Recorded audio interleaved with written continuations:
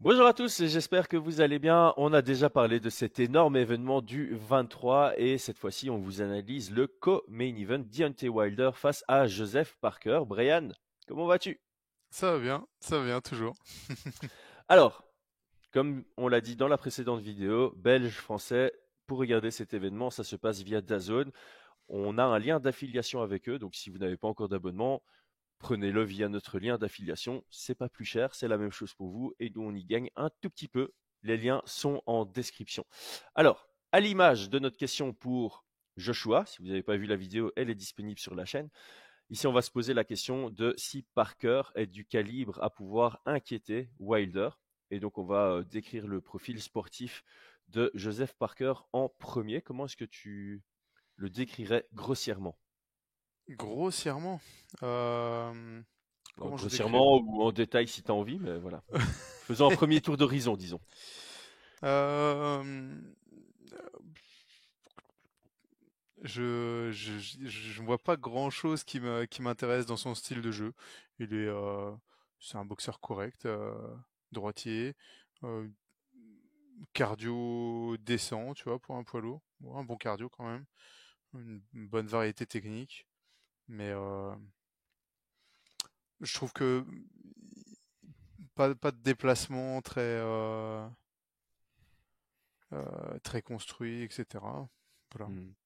Ouais, La grosse particularité sur ce combat, c'est qu'il s'est entraîné avec Tyson Fury, tu vois. Mais je pense pas que ça va beaucoup l'aider non plus. non, je pense pas non plus. Moi, ce que j'avais noté dans sa particularité, c'est qu'il a tous les avantages et les défauts qui vont avec d'un gars qui boxe les mains basses. Ouais, il a les mains très basses, donc offensivement, ses adversaires ont du mal à voir venir ses frappes. En boxe anglaise, on a moins l'habitude de voir les frappes qui partent des hanches ou des côtes. On a plus l'habitude de voir les frappes Mhm. qui viennent d'assez haut.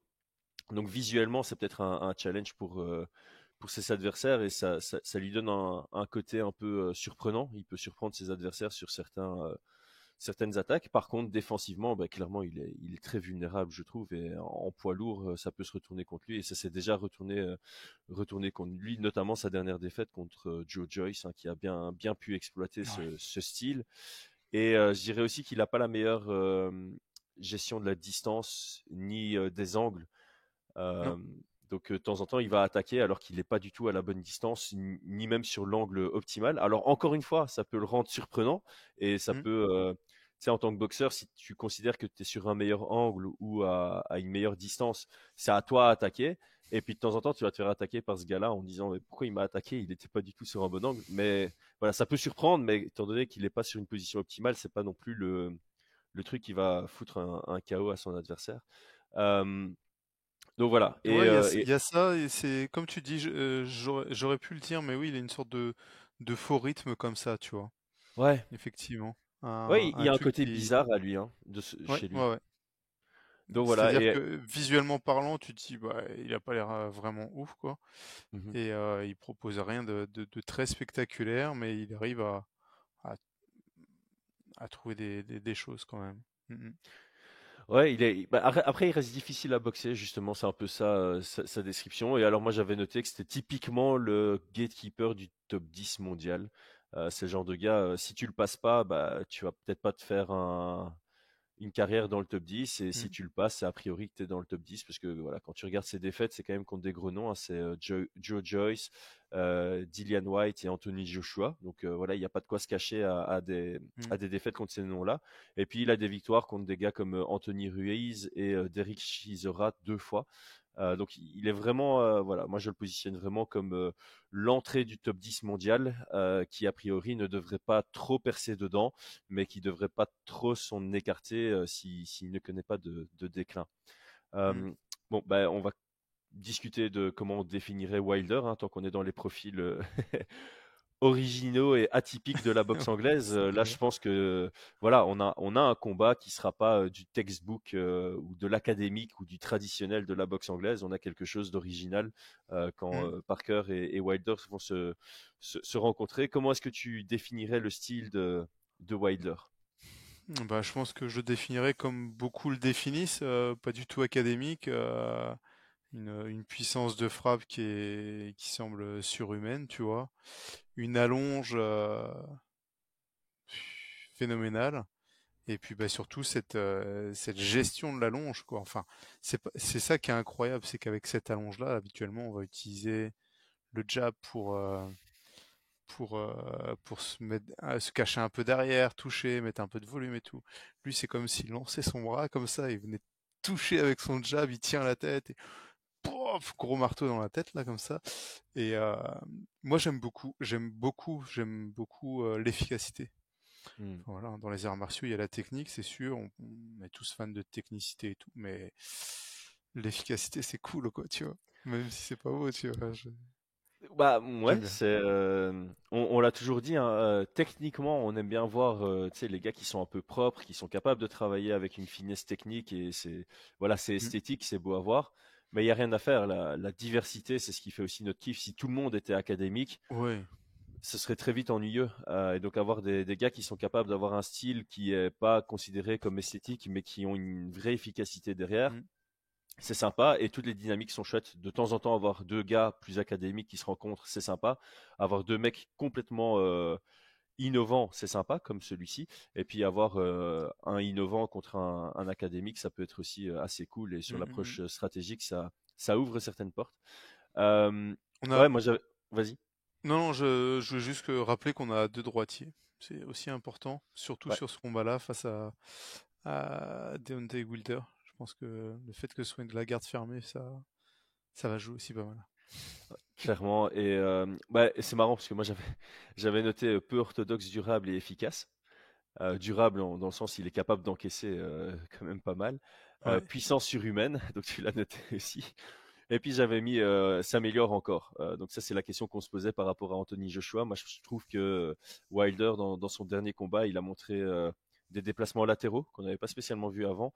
Je Mm. trouve que Fury avait justement très très bien exploité ce mauvais réflexe défensif que Wilder avait de beaucoup reculer en ligne. Et là, on a vu un Wilder qui Ouais, c'est proactivement vrai. se déplaçait beaucoup plus latéralement. Donc j'ai l'impression qu'il a cette envie de continuer à progresser. Je trouve qu'il travaille de mieux en mieux son jab. Avant, comme tu dis, son bras avant, c'était utilisé comme sticky jab ou blinding jab pour cacher son bras arrière qui sort derrière. Et là, maintenant, il commence à vraiment utiliser son jab comme un jab aussi. Il varie en tout cas entre les trois versions. Euh, donc pour moi, ça va être intéressant de le revoir après un an d'absence, voir s'il y a encore du nouveau dans son jeu. Et j'espère qu'il y en aura parce que s'il y a du nouveau dans le jeu de Wilder et qu'on a un Joshua qui lui aussi montre quelque chose de nouveau ou en tout cas une maturité à rester sur un game plan, Mm. le combat entre eux deux va m'intéresser vraiment fort début 2024. Parce que typiquement, ouais, Joshua, pour rencontrer Wilder, il va devoir faire preuve de maturité, de lucidité sur 12 rounds. Et Wilder, il va devoir faire preuve de surprise, d'effet de surprise. Donc voilà, j'aime bien le fait qu'ils combattent sur la même carte parce que ça peut vraiment nous motiver à avoir un affrontement entre deux. Ah ouais, Euh, clairement. Mm, mm. Et puis alors, ce qui sera intéressant, je pense en plus, c'est que pour pour un éventuel futur combat, moi personnellement, je m'attends à voir un combat rapide pour Deontay Wilder et à la décision pour Joshua, tu vois. ouais.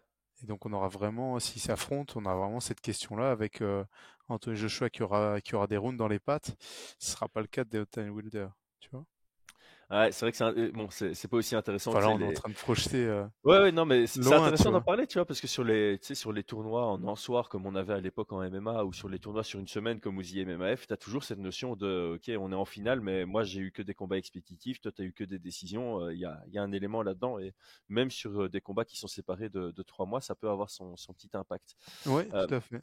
D'un point de vue stratégie, bon, on va un peu griller la mèche, en général, on garde les pronos pour la fin, mais voilà, Parker est ultra underdog et comme on le dit toujours, hein, c'est à l'underdog de faire des ajustements, Mm. de prendre des risques. Donc ici, si Parker veut chercher la victoire, quel est le type de risque, quel est le type d'ajustement qu'il doit faire pour en venir à bout d'un gars comme Wilder? C'est compliqué, hein. C'est compliqué comme question. C'est même pas la question qui est compliquée, c'est... C'est la réponse. Oh, et je t'avoue que Tu vois, autant le combat avec Joshua, je trouve il y a la possibilité que c'est pas aussi euh, impossible, tu vois ce que je veux dire? Il y a la possibilité d'avoir un combat à peu près équilibré. Autant sur celui-là, je trouve que Parker, c'est vraiment le type le profil qui est parfait pour Wilder, tu vois, pour se faire mettre KO, tu vois ce que je veux dire? Ouais. Et j'ai vraiment du mal, surtout avec son dernier combat, parce qu'en plus, Wilder, il connecte en reculant, sans appui, avec une frappe sans puissance quasiment, tu vois. Et c'est pas genre il le sonne, c'est il l'éteint, quoi. Mm. Avec une frappe qui part euh, complètement déstructurée, tu vois. Donc tu te dis, mais même en cassant de la distance, en allant coller, en essayant de fatiguer, je vois pas trop. Ouais. Je pense pas qu'il ait le menton suffisamment solide pour pouvoir tenir la puissance de frappe, tu vois. Sa garde, elle va pas être suffisante. J'ai du mal à voir. Ouais, moi aussi, franchement, c'était une colle parce que bon, ce que les gens doivent comprendre aussi, c'est quand tu établis une stratégie, elle doit être réaliste par rapport au style du gars, Mm. tu vois. Tu peux pas commencer à dire à Parker d'envoyer autant de volume que Fury, par exemple, parce que j'avais vu une analyse qui était très intéressante. Je sais plus, ça remonte à il y a longtemps, mais je me rappelle de cet élément parce que c'était intéressant. C'est en boxe, enfin dans tous les sports de combat, quand tu vas envoyer une frappe qui est puissante, elle va pas partir du haut de ta tête, tu vois. Tu peux pas avoir une garde haute et envoyer une frappe puissante à partir de là avec ton direct, tu vois. Ça doit partir d'un tout petit peu plus bas.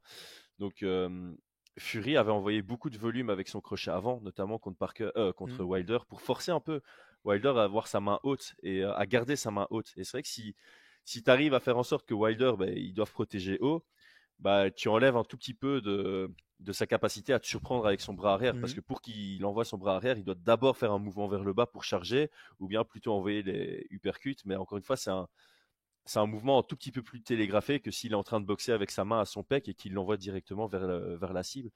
Mais tu vois, Parker, je pense pas que tu puisses lui dire envoyer du volume sans trop te fatiguer, avec une défense responsable et faire en sorte que Wilder respecte ton bras avant pour que lui, sa main arrière soit le plus haut possible. Mm. Voilà, le seul truc que moi j'ai noté, c'est qu'il doit bouger beaucoup plus que d'habitude, Parker. Parce que tu vas pas lui demander de travailler avec sa garde haute. C'est pas en 4 mois de temps que tu vas apprendre à un boxeur d'avoir un vrai jeu basé sur une garde haute, alors que le gars il a toujours une garde basse. Euh, Mhm. pour moi, il doit chercher à faire reculer Wilder, mais en ayant une défense en place, ce qui est pas son jeu, parce que encore une fois, sinon ça va faire comme le dernier combat contre Helenius, tu vois, tu vas le faire reculer, puis tu vas prendre une frappe que tu vois pas venir, à laquelle tu te dis bah il pourra pas générer assez de puissance pour te mettre KO, et en fait si, parce que c'est Wilder. Et donc moi j'avais dit plutôt bah il doit chercher à fatiguer Wilder sans trop se fatiguer pour éventuellement chercher un KO en prenant un risque sur le septième ou huitième round, tu vois. S'il arrive à faire en sorte que Wilder se fatigue et que lui n'est pas fatigué au point de ne plus savoir générer de punching power, il y a peut-être une porte ouverte sur le septième ou le huitième round, mais non, stratégiquement pour moi c'est trop compliqué, c'est trop disparate quoi.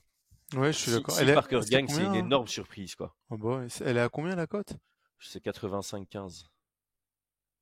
Ouais, Et moi je m'aligne à ça, 85-15, je dirais même peut-être jusqu'à ouais, 90, tu vois. ouais, plutôt, ouais. Encore une fois, sans manquer de respect à Parker, hein, on a vu ce que ça a donné. Ngannou, on lui donnait pas plus que 5% de chances de l'emporter, et pourtant il y était, quoi. Ouais, sauf que Mais c'est sur vrai Parker, il y a moins ouais. l'élément de surprise, quoi. On sait ce que ça donne sur un ring, on sait ce que Wilder donne Mm, sur un mm, ring. mm. Donc, à moins de la performance parfaite de Parker et la contre-performance, parce que c'est ça aussi. C'est ça Ouais, aussi. bah après c'est toujours pareil, on n'est pas à 100% de chance, hein. On dit pas qu'il y a aucune chance. On Ouais, et dit puis, qu'elles sont minimes et qu'elles sont difficilement visibles, tu vois. Donc ouais. clairement, il reste quand même 5-10%, certains en voient 15. Mais moi comme ça, non, je vois très peu de solutions hein, sur tout ça de sa part et surtout en ayant vu la dernière sortie de Deontay Wilder, tu vois. Ouais, et bah, du coup, de Deontay Wilder, forcément, en tant que favori comme ça, on s'attend à ce que tu exploses le gars. Quelles Mm. seraient peut-être les techniques, les petits ajustements que lui devrait faire pour s'assurer d'avoir une victoire sans bavure? Bah, je vois pas trop d'ajustements en fait. C'est ça le problème, c'est que j'ai l'impression que son style, il est parfaitement adéquat. Il va envoyer un jab, un gros overhand, et ça va l'assommer, tu vois. Mhm. Ouais, Non, moi, je vois une victoire franchement dans les premiers rounds, tu vois, dans les 6 premiers rounds, je vois une victoire. ouais, moi Donc, mon preneur c'est dans le 3 ou dans le 4 même de mm, Wilder. Et s'il y a un ajustement à faire du côté de Wilder, c'est pas un ajustement nécessaire, mais Parker se fait beaucoup plus toucher par le crochet avant que par n'importe quelle autre arme. C'est comme ça qu'il se fait surprendre aussi contre Joe Joyce, mais dans certains de ses autres combats, même dans la victoire, c'est du côté, c'est de son côté arrière qui voit pas très bien les coups venir. Donc du côté de Wilder, j'aimerais voir certains setups pour son crochet avant, plus que pour son mm, direct, qui sera attendu. Tu vois, étant donné que son direct est attendu, peut-être que Parker viendra avec des stratégies au point pour pouvoir mieux défendre le bras arrière de Wilder et du coup le surprendre avec le bras avant sur un crochet. Euh, je crois que ça pourrait très bien fonctionner. Donc moi, c'est le seul ajustement que j'avais noté du côté de Deontay Wilder. ouais, ouais, c'est pas mal du tout. Mais je pense que sur ce combat-là, on aura peu de surprises. Enfin, pour moi, c'est le principal intérêt, c'est de voir un petit peu la progression de Deontay Wilder, s'il arrive bien affûté, s'il est bien sérieux pour l'avenir. Et c'est ce qu'on appelle des combats de préparation, hein. Ouais, Et c'est ça qu'on oublie et qu'on n'a pas en MMA. Nous, en MMA, c'est toujours des combats pour la vie, tu vois, à la vie à la mort, quoi. Mais en boxe anglaise, il y a des combats de préparation et qui sont intéressants quand même à regarder pour bien voir sûr. un peu la progression, pour voir, ok, il est prêt pour combattre un tel ou il est prêt pour combattre quelqu'un d'autre, tu vois. Mm. Donc en fonction du profil, ouais, ouais. Mm, mm. Bah voilà, niveau pronostic, moi j'ai déjà donné le mien. Je vois Wilder quand même relativement tôt dans le combat, troisième, quatrième round par KO classique. Idem, moi j'avais mis avant le sixième, enfin dans les 5 6 premiers rounds. J'avais pas été beaucoup plus précis, mais je le vois bien tourner quand même deuxième, premier, deuxième, mais il pourrait l'éteindre au premier, ça m'étonnerait même pas, tu Non, bah non, vois. Mm, avec Wilder, en fait, il peut t'éteindre dans le premier comme dans le 12e et tout ce qu'il y a entre. Donc, donc voilà. Parfait. Bah écoute, Brian, merci pour ta préparation. Merci à tous ceux qui ont suivi la vidéo jusque maintenant. N'oubliez pas le petit abonnement pour donner de la force, le petit commentaire avec mm. le Ouais, pronostic ou rebondir sur quelque chose qu'on a dit. Évidemment, nous, on est en train de faire ce qu'on appelle nos débuts en analyse de boxe anglaise. Donc, n'hésitez pas à être critique. On essaiera d'améliorer le format tant que possible pour vous offrir le meilleur en 2024 et proposer une constante amélioration à ces formats-ci. Merci à tous, à très bientôt. à bientôt, ciao tout le monde.